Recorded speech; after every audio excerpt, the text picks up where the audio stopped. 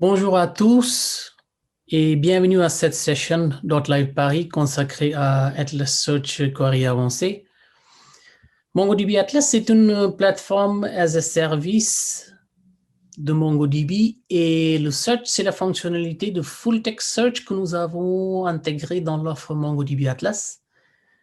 Dans cette session, nous verrons de manière incrémentale les requêtes de $search en montrant des options puissantes pour exprimer une variété de contraintes dans nos requêtes. Je m'appelle Khalid Dar et je suis Solutions Architect chez MongoDB et je vais vous accompagner tout le long de cette présentation. Dans le cadre de cette session, nous allons voir ce qui est la recherche et pourquoi c'est important. Qu'est-ce qui est le Full Text Search et comment ça fonctionne? Ensuite, nous allons voir comment utiliser MongoDB Atlas Full Text Search et on va construire quelques exemples ensemble avec la démonstration des résultats. N'hésitez pas à poser vos questions et à l'issue de cette présentation, je reprendrai à vos questions. Tout d'abord, qu'est-ce qui est la recherche et pourquoi c'est important? Dans une requête de base de données, on sait exactement ce qu'on cherche et le résultat est la correspondance exacte de ce qu'on cherche. Par exemple, donnez-moi les détails de compte numéro 1, 2, 3, 4. Si nous avons fait une erreur dans notre requête, le résultat ne ramènera rien puisqu'il n'y a pas de correspondance possible. Full Text Search est une recherche parmi toutes les données disponibles dans votre site web ou votre application qui veut dire tous les documents d'une collection de bases de données ou le contenu de champs spécifiques dans les documents. Au lieu d'afficher uniquement un résultat de correspondance exact, par exemple, voici le solde compte numéro 1, 2, 3, 4, Text Search nous donne les résultats classés par ordre de pertinence par rapport à la requête. En prenant en compte que souvent on ne sait pas ce qu'on cherche, ou l'orthographe exacte, ou l'ordre des mots dans une phrase. Depuis presque 20 ans, nous sommes habitués à quelque chose qui fait partie de notre vie quotidienne maintenant. Oui, c'est exact, on parle de Google. Nous sommes habitués à l'expérience Google et ça a créé une atteinte en chacun de nous par rapport à l'expérience de recherche. Un géant d'une plateforme de réseaux sociaux, un site e-commerce ou une application de vente de pizza du coin, la recherche fait partie intégrante de nos applications. Tout simplement, vous ne pouvez pas vendre un produit que vos clients ne peuvent pas trouver. En plus, avec des volumes de données de plus en plus importants, il devient long et difficile de trouver les produits recherchés.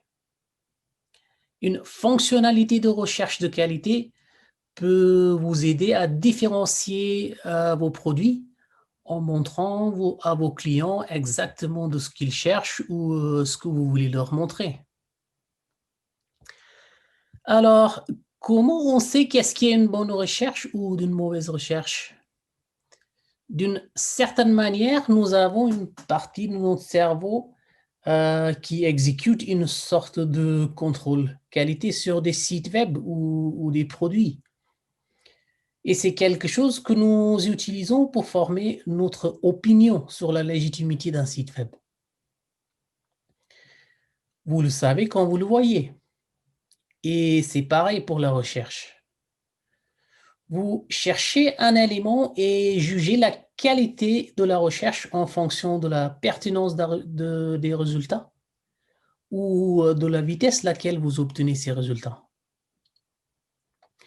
Mais savoir ce qui est une mauvaise recherche ne nous mène nulle part, au moins que nous sachions comment l'améliorer. Donc, comment l'améliorer la recherche? Nous pouvons utiliser un ensemble de techniques pour faire le text search appelé full text search. Et il existe plusieurs techniques dans le full text search. Certaines d'entre elles sont des techniques linguistiques comme la stemming et la normalisation. Celles-ci nous permettent d'analyser les textes en utilisant des stratégies mieux adaptées à différentes langues ou types de textes. D'autres techniques sont plutôt des solutions techniques. Vous avez peut-être déjà entendu parler d'index inversé. Il s'agit d'une solution technique qui nous permet d'accomplir des requêtes qui ne sont pas réalisables avec une structure d'index standard. Et d'autres techniques sont plutôt hybrides entre linguistique et solutions techniques. Et puis, au niveau pertinence, le full text search nous permet d'assigner un score relatif aux résultats en fonction de leur pertinence à notre recherche. Donc, au lieu de votre requête habituelle, qui est de soit retourner un résultat ou ne pas retourner un résultat, le score nous indique dans quelle mesure un résultat correspond à notre requête. Avant de commencer à écrire des requêtes, nous allons examiner un peu plus ce que font ces fonctionnalités. Par exemple, les fonctionnalités linguistiques. Les fonctionnalités linguistiques utilisent l'information sur la façon dont la langue est structurée pour changer les mots dans une version plus facilement trouvable. Par exemple, le stemming et la lemmatisation. Peut-être nous voulons déconjuguer les verbes ou supprimer les pluriels des mots afin qu'ils indexent tous la même variante d'un mot. Si les gens cherchent le mot vox, ils ne veulent peut-être pas seulement chercher vox ou walking. Ils veulent également chercher voct ou voc ou une autre conjugaison de verbe. La normalisation des lettres nous permet de supprimer les accents ou plier les glyphes. Ça pour normaliser les lettres dans certaines langues ou supprimer les accents. Parce qu'on n'applique généralement pas d'accent quand on recherche quelque chose. Ou la supprimer des mots vides. Par exemple, qui, quoi, ça, des mots qui nous aident pas réellement à trouver un document pertinent. Il y a plusieurs façons de faire ces transformations linguistiques et ça représente une certaine complexité. Par exemple, le stemming et la lemmatisation appliquent une transformation similaire aux mots. Chacune d'entre elles réduit un mot à une racine commune avec d'autres mots similaires. Mais la différence entre les deux, c'est que l'emmétisation nous donne toujours un vrai mot à la fin de la transformation. Comme dans l'exemple, continue avec un U à la fin et à la racine de tous ces mots à gauche, mais qui n'est pas un vrai mot forcément lui-même.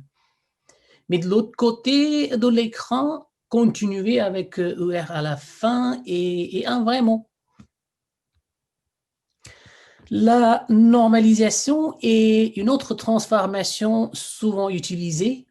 Ces deux normalisations dans le slide sont relativement simples et on peut voir tous les exemples du Canada dans la première ligne. Et ici, on peut les mettre en minuscules pour faire un mot commun. Ou dans le deuxième exemple, les accents sont supprimés du mot résumé pour créer un seul mot à indexer. Ensuite, si nous considérons certains des éléments les plus techniques impliqués dans le full text search, la première chose qui vient à l'esprit, c'est l'index inversé. La plupart des moteurs de recherche indexent en utilisant un index inversé. Mais c'est quoi un index inversé? Les clés d'un index inversé sont des mots uniques et leurs valeurs sont des emplacements de ces mots dans les documents. C'est une structure optimisée pour la récupération et qui n'est pas si différente d'un index dans des livres. Voici un exemple simple d'un index inversé où les colonnes représentent des commentaires clients pour certains restaurants dans un attribut reviews dans les documents. Et chaque ligne représente un mot spécifique dans la phrase Best Pizza Place in the Town. 1 dans une colonne signifie que le mot est présent dans ce document et 0 signifie que le mot n'est pas présent dans ce document. Nous pouvons aussi imaginer que le chiffre dans ces colonnes n'est plus 1 ou 0, mais le nombre d'occurrences dans ce mot dans un document. Et ça nous permet de commencer à obtenir des statistiques.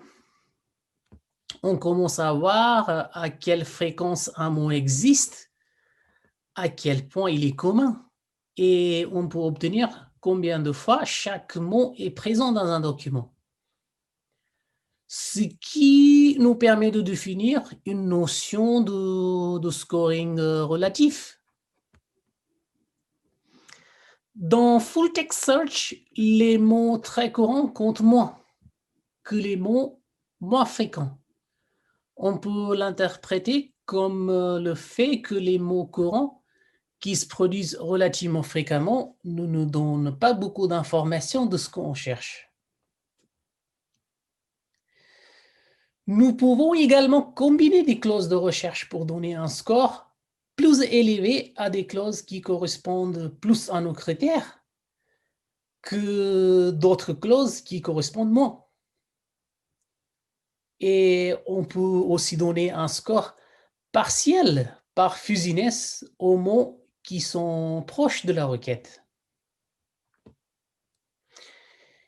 Et tout ça, ce n'est qu'une partie en ce qui concerne les techniques de full text search qui existent.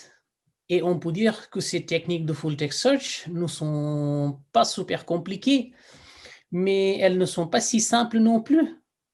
Et si vous avez du temps et de l'énergie de le faire, c'est vraiment très intéressant. Mais si vous ne l'avez pas, Atlas Search peut vous aider à implémenter ces fonctionnalités rapidement et facilement et à vous mettre sur la bonne voie. MongoDB Atlas est une plateforme as a service de MongoDB et MongoDB Atlas nous offre une intégration de full text search au sein de cette plateforme. Ce qui veut dire la possibilité d'écrire et d'utiliser des fonctionnalités avancées de text search directement dans MongoDB Atlas sans vous soucier de l'infrastructure. Comment les développeurs font ça aujourd'hui? Généralement, on a une base de données transactionnelle. Les informations sont stockées dans cette base avec les index. Mais lorsque on veut mettre en place des solutions de full text search, c'est là où on a besoin d'avoir un moteur spécialisé. Et il existe des solutions sur le marché pour accomplir ça. Mais dans ce cas, on a besoin des outils comme OTL ou de streaming qui doivent récupérer un ensemble de données et envoyer automatiquement dans ce moteur de recherche. Donc, nous avons besoin de temps, des ressources et de l'infrastructure supplémentaire à gérer. Comment on fait les choses différemment en Atlas? On a pris la librairie de moteurs de recherche la plus connue et plus utilisée, qui s'appelle Apache Lucene, et on a intégré Apache Lucene directement dans Atlas. C'est complètement managé, pas besoin de OTL, pas besoin de déplacement de données. Et pour pouvoir exploiter cette fonctionnalité de recherche, vous pouvez utiliser MongoDB Expressive Query Language qui s'appelle Aggregation Framework, qui inclut automatiquement les fonctionnalités de Full Text Search. Donc, vous avez les deux fonctionnalités dans un seul système. Si vous envoyez la requête transactionnelle en MQL ou vous envoyez une requête de recherche en MQL, le système va diriger la requête automatiquement vers le système transactionnel ou vers Lucene. Et non seulement vous avez la plateforme de MongoDB Atlas avec le Full Text Search, mais avec ça, vous bénéficiez de tous les avantages dont vous bénéficiez déjà en utilisant MongoDB Atlas, comme le scaling, la consistance des données, les mises à jour automatiques, la haute disponibilité, etc. Avant de commencer à écrire des requêtes, on va définir un analyzer. Un analyzer est un ensemble de transformations séquentielles qui transforme les mots en un token. Et elle peut être aussi simple qu'un fractionnement sur un espace blanc, ou elle peut appliquer des règles de langue plus compliquées, comme par exemple le stemming et la métisation en anglais. Le but de ces analyzers est de réduire les variations d'orthographe dans les mots similaires qui parlent de la même chose en une seule représentation sémantique sur laquelle nous pouvons exécuter une requête efficace. Alors, écrivons quelques requêtes et explorons certaines de ces fonctionnalités dont nous venons de parler. Et pour vous donner le contexte, nous avons une collection d'appartements contenant des informations sur les appartements à louer. Et regardons à quoi ressemble cette collection. Et pour ça, on va utiliser cet outil qui s'appelle MongoDB Compass. MongoDB Compass est un outil graphique que vous pouvez utiliser pour connecter à votre base de données, regarder la structure de vos collections, visualiser les données dans les documents, vous pouvez faire des updates, vous pouvez insérer les données et exécuter plein d'autres queries.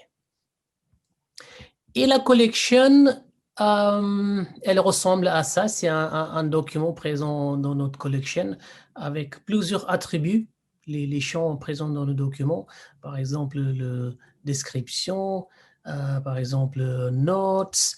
Et ce sont des champs qu'on va utiliser pour cette présentation et les démonstrations.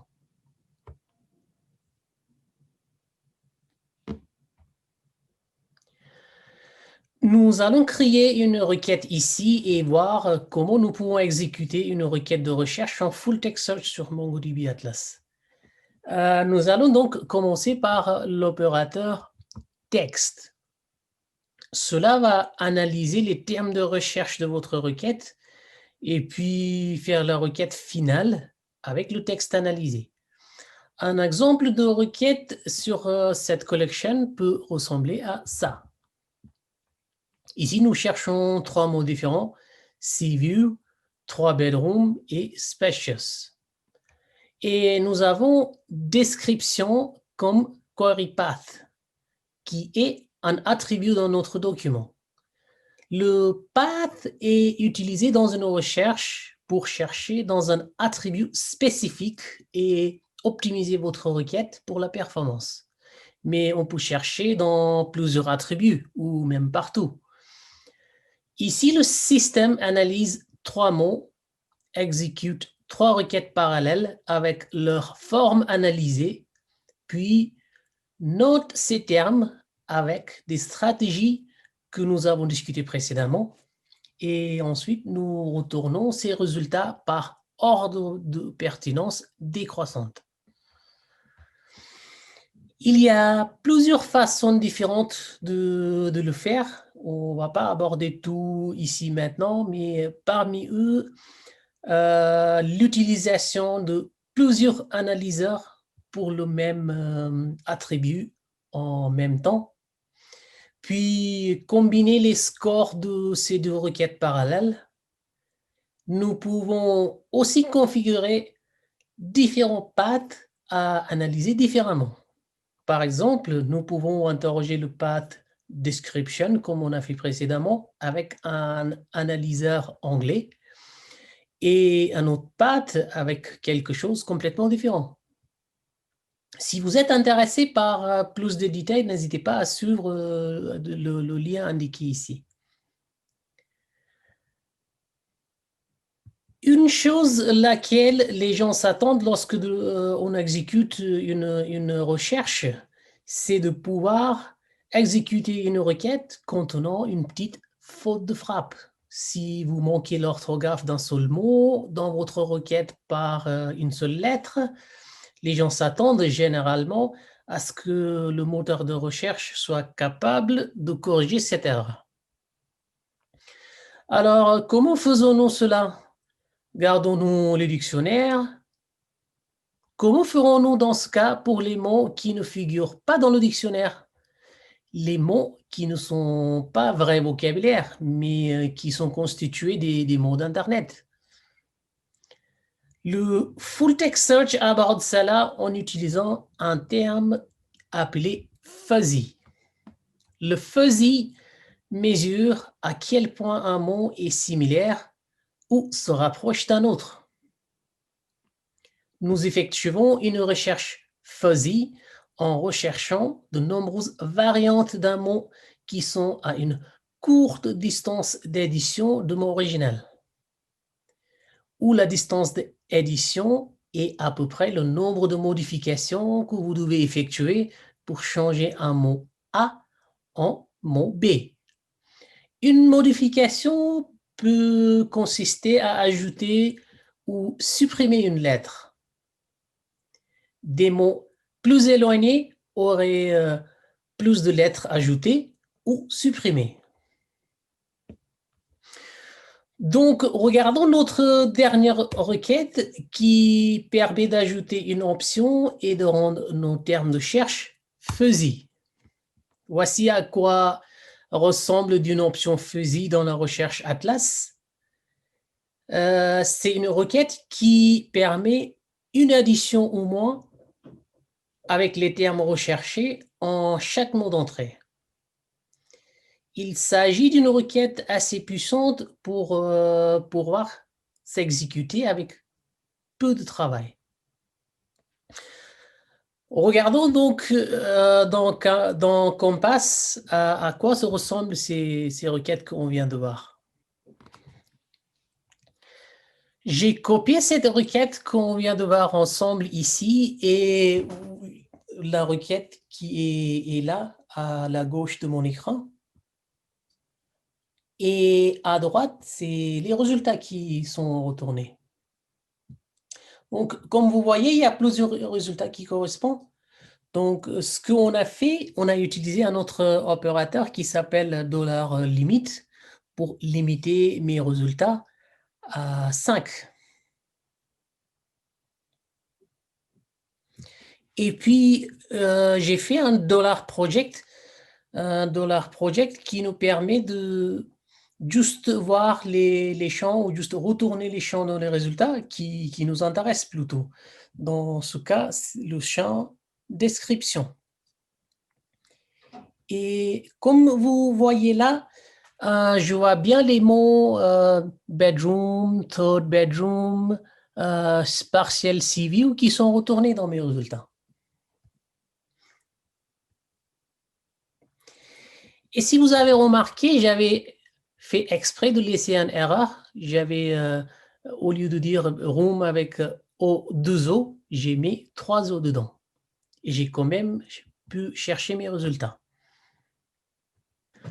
Donc, étant donné que nous pouvons atténuer certaines fautes d'orthographe dans une requête, nous voulons également pouvoir contraindre les mots à être relativement proches les uns des autres. Considérez les mots have pubs. Nous pouvons trouver ces documents où les have et pubs sont à quelques mots l'un et l'autre. Dites les exemples. Sur la moitié droite de l'écran, nous voulons préciser que le mot have est à quelques mots de pubs. Dans Atlas, nous pouvons accomplir ça avec l'opérateur phrase. L'opérateur phrase, dans ce cas, nous permet de spécifier des contraintes de position relative. Dans ce cas, nos mots sont have et pubs. Notre contrainte de position relative est que ces deux mots sont à deux autres mots l'un de l'autre. Parlons donc de ce chiffre 2. Vous remarquerez l'option slop dans cette requête. Il s'agit de nombre de transpositions ou d'insertion des mots entre have et pubs autorisés. L'insertion d'un mot dans une phrase query coûte un slop. Et changer l'ordre des mots coûte également un slop. Comme changer la position du mot have pour dire pubs have. Cela nous permet de chercher des phrases comme les have pubs et également pubs must have. Et voyons voir à quoi ressemble cette query dans Compass.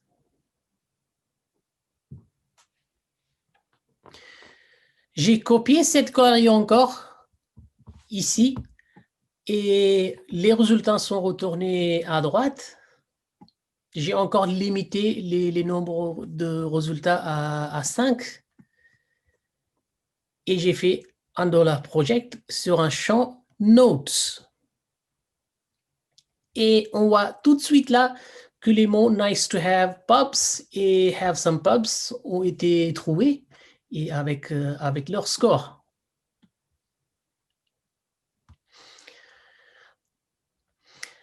Atlas Search nous permet de combiner des contraintes comme celle des derniers exemples pour effectuer une seule requête avec les résultats de plusieurs requêtes dans une seule.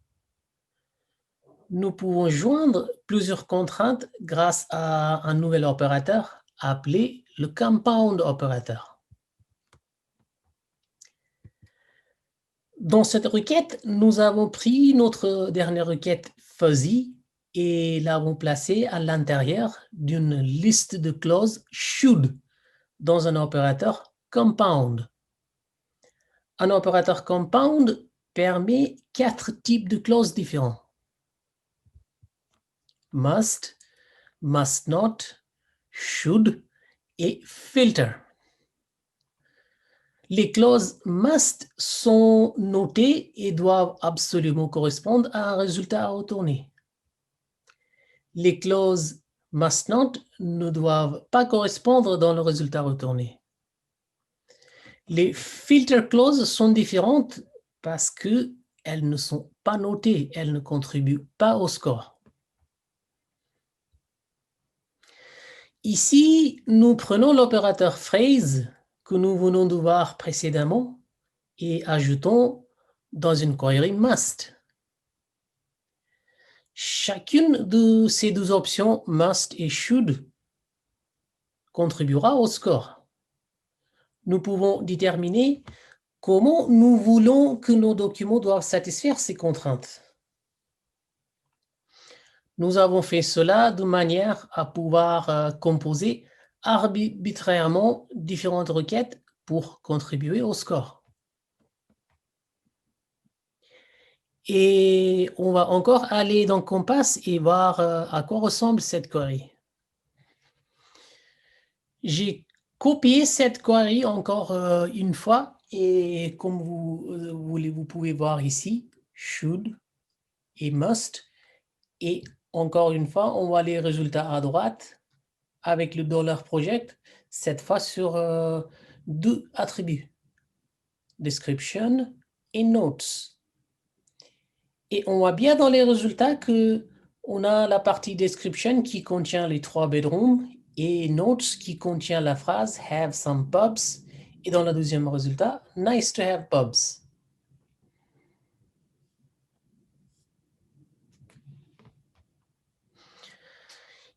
Il peut y avoir des cas d'usage où vous souhaitez limiter votre requête à une localisation particulière.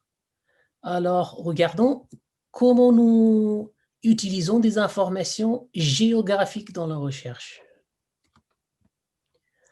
En regardant notre requête d'avant, nous ajouterons un nouveau prédicat. Disons que nous voulons obtenir des résultats mieux notés et plus proches d'un quartier. Dans ce cas, nous définissons un point central où nous aimerions être proches. Par exemple, Champs-Élysées. Ce prédicat note les documents avec un emplacement proche de ce point et diminue ses notes quand nous nous éloignons à ce point.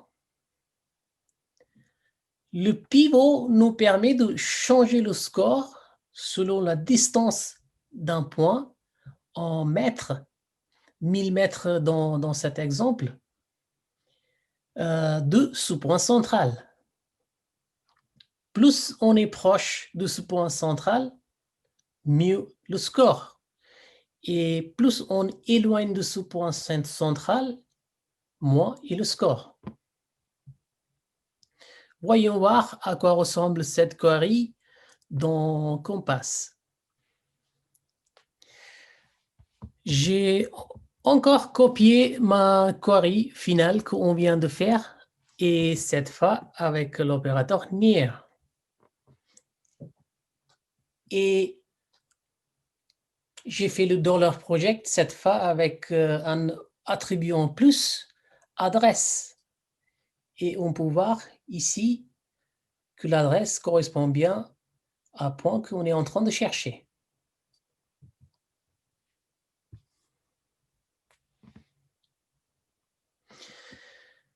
Nous pouvons ajouter plus de contraintes géographiques, par exemple dans un prédicat filter, et nous appliquons l'opérateur GeoWithin comme prédicat de filter.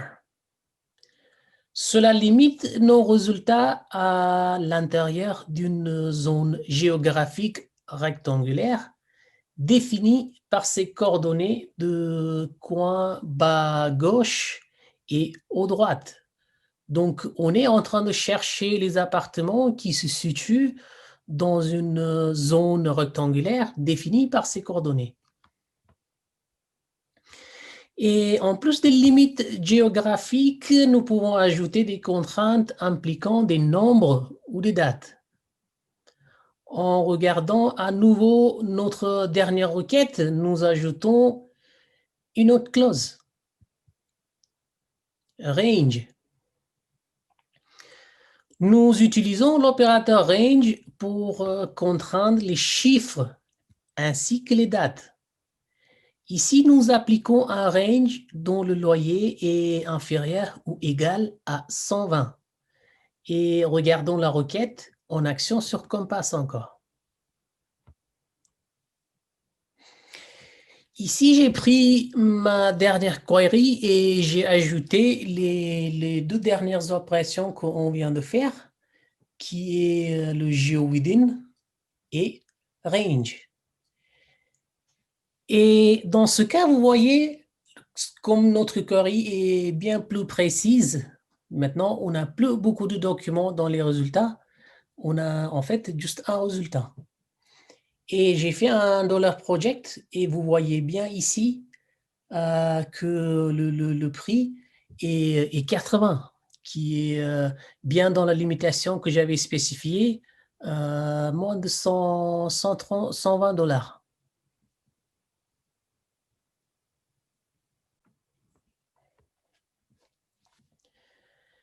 Je tiens à vous préciser que nous pouvons également utiliser les mêmes opérateurs range et near pour contraindre les dates aussi. Par exemple, nous pouvons chercher un appartement disponible avant une date précise.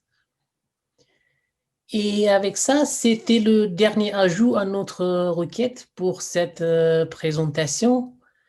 Et avec cette présentation, j'espère vous avoir convaincu que la recherche est importante et que Atlas est un moyen facile de rédiger des requêtes. Et avec quelques lignes de code dans vos applications, vous pouvez faire des requêtes de recherche puissantes. En plus, sans vous soucier de l'infrastructure en plus et en utilisant le MongoDB Query Language que vous connaissiez déjà. Merci d'avoir regardé ma présentation.